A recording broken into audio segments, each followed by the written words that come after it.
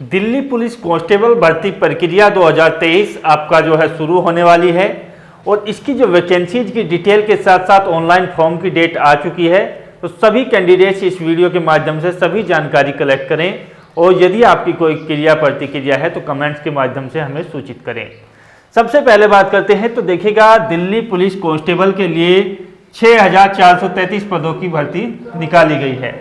इसके अंतर्गत मेल और फीमेल दोनों प्रकार के पदों की यहाँ पर रिक्वायरमेंट है, जिसके अनुसार जो कैटेगरी वाइज पदों की संख्या यदि बात की जाए तो अनारक्षित पद जो हैं पुरुष कैंडिडेट्स के 2691 हैं और महिला कैंडिडेट्स के 1324 है।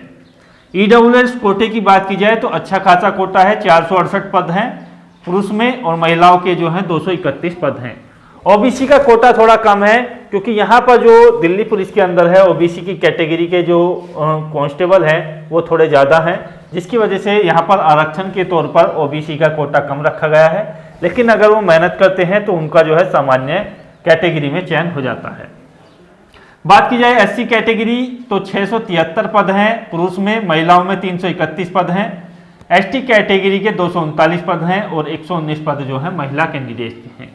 कुल मिलाकर के जो मेल कैंडिडेट्स के पद हैं वो 4310 हैं और महिला कैंडिडेट्स के 2123 पद पर यहाँ पर भर्ती होगी। टोटल की यदि बात की जाए तो 6433 पदों के लिए भर्ती की प्रक्रिया होगी।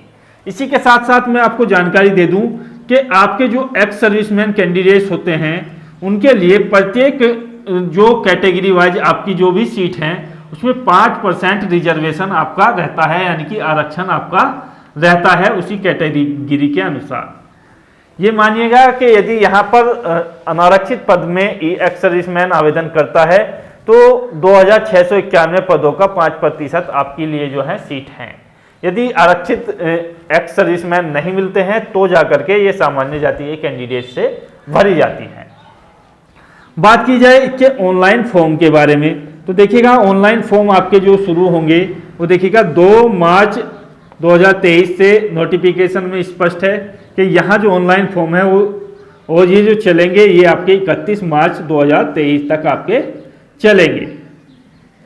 और यहाँ पर आपकी जो प्रक्रिया है इसके अंतर्गत आपसे जो रिक्वायरमेंट मांगी जाती है दिल्ली पुलिस कांस्टेबल के लिए, महिला हो या पुरुष कैंडिडेट्स हो, उसके लिए जो क्वालिफिकेशंस है उसमें जो मुख्य रूप से मांगा जाता है वो देखिए ये मांगा जाता है कि आपके पास जो है 12th पास होना चाहिए, यानी कि आप 12वीं पास हो।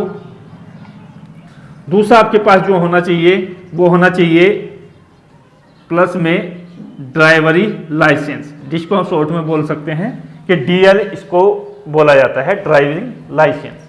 ये आपका जो सामान्य लाइसेंस होता है बाइक चलाने का या 4 पहिया वाहन, छोटे जो कार वगैरह होती है उसको चलाने का ये बनता है और इसको जो है लाइट लाइसेंस के नाम से भी जानते हैं। तो वो कैंडिडेट्स इसमें आवेदन कर सकते हैं।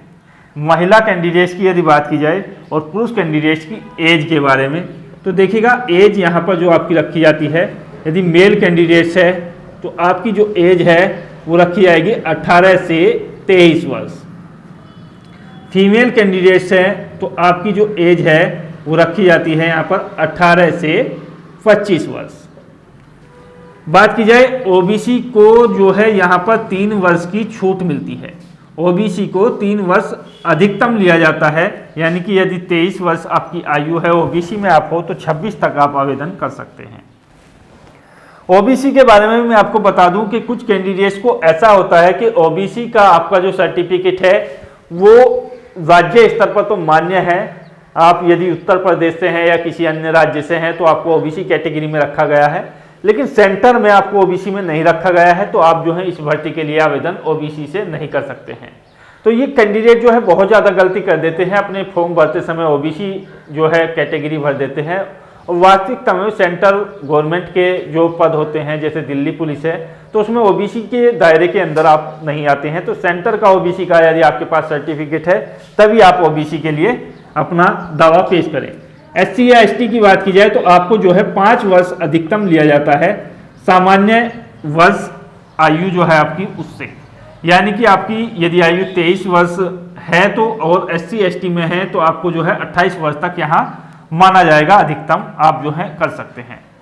इसके लिए मैं आपको जानकारी दे दूं कि एसएससी एसएससी विभाग इस भर्ती को कराता है और इसके लिए जो फीस है वो है यहाँ पर 100 रुपीज़, यानी कि 100 रुपये आपके जो फीस रखी जाती है। और इसमें SC ST जो हैं वो फ्री आवेदन करेंगे, उनकी कोई शुल्क किसी प्रकार का नहीं है।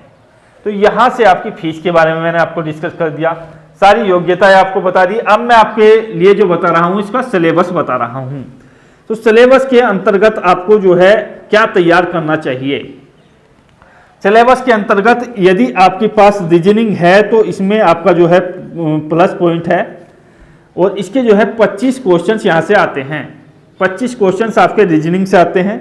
जीके जीएस या करंट आप इसको बोल सकते हैं, तो उसके जो क्वेश्चंस आते हैं यहाँ पर 50 आते हैं।